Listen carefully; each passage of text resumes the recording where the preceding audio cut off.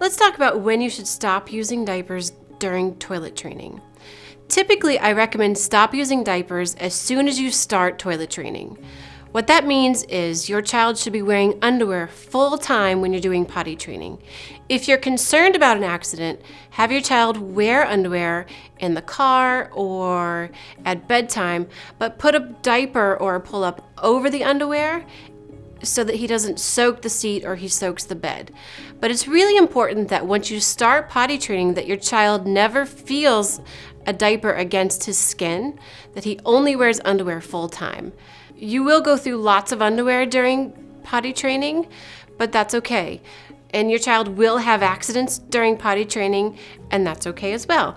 But if you're switching back and forth between a diaper and underwear, then your child could get confused. So it's really best that once you start training, that your child wears underwear full time.